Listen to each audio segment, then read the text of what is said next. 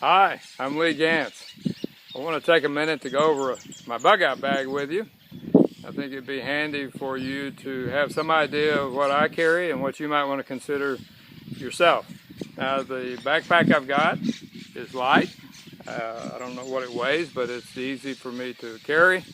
And you know, if you have it in your car and a crisis comes up and you have to leave your car, if you're on the freeway or wherever, and you have to get out of your car, then you want it to be light enough that you can walk 3 or 4 miles without it being a problem for you.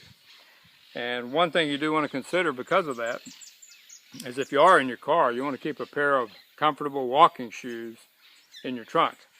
Because if you have sandals on or you've got dress shoes on, maybe you work in downtown LA and you're on your way home and there's an earthquake and suddenly you can't drive your car anymore, then you want to be able to walk. And if you have to walk 3, 4, 5 miles, you'll be glad you have walking shoes, especially if you're a woman with heels.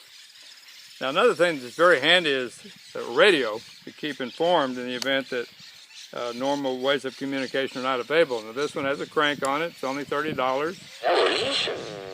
And you can get instant information with just a couple of turns of the crank. Now, this is a bottle. It's called potable aqua. It's just one way to treat water in the event that you need to purify your water. Now, there's many different ways that you can be told to purify your water. In my book on earthquake preparedness, I give you several different ways that I think are safe ways. Some of these products on the market now, they're not quite what they say they are, and they may say they're 99% pure, but that 1% might be a big deal. So really read the fine print and even test some of them and find out which one works best for you if you're going to go the route of buying some of these special water bottles. Now, this is just baby wipes, and that's just for sanitary cleanliness. If you want to carry that, it doesn't weigh anything, so it'd be handy to have. This is a Swiss knife. We all know probably that there's multiple uses of this, probably 15 to 20 different uses with the shapes of the tools that comes with. And there's variations of that too. You don't have to have a Swiss pocket knife, but I would recommend it. Okay, now I have a package of latex gloves. These are only like $1 at the store. These are not expensive items. This tube tent, I think it was like $6. And 2 people can sleep under the tent. This is a fold-a stove, also very inexpensive. I think it's about $8. And it shows you how to use the contents to set up a stove where you can boil water or you can cook something.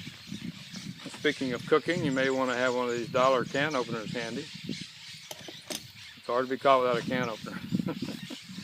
Also, here's an emergency poncho in the event of rain or just to keep warm. A pair of gloves. Any style of gloves would be good to have. And really at the dollar store, there's some very good quality gloves for $1. This is an emergency survival blanket. Keep you warm depending on what part of the country you're in. This is a cord that you could use for hanging wet clothes to dry, and you may want to have a few clothespins. This is a 6-inch light stick. I think it lights up for, yeah, it's a 12-hour glow stick. This is a survival whistle. You may or may not need that. Now, this is a company called Mayday. They have a lot of quality products, and this is one of them. This is emergency drinking water, and it's a 5-year shelf life. So very affordable, very handy to have, and good for 5 years.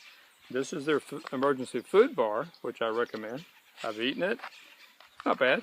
And it's like $3 for the small bar, which would be a 24-hour supply for one person. Actually, probably 2 people could eat that. It's a first aid kit. I have another first aid kit. Matches. Now, I would recommend you get one of those tools that you can start a fire with without having to strike matches. And it won't be vulnerable to being of no use if it gets wet. Okay, we've come to the end of this bug out bag. Now, there's maybe 5 or 6 other things that you might want to consider, but I would say what I've shown you will cover most of your needs. You know, the survival market is coming out with new products every day. There's some excellent things out there like this tactical flashlight that I'd like to show you. I just haven't received it yet. But most of these things are affordable too. So I hope this has been helpful to you. If you have any questions, just you can contact my website and I'll be more than happy to answer those questions for you. Thank you very much.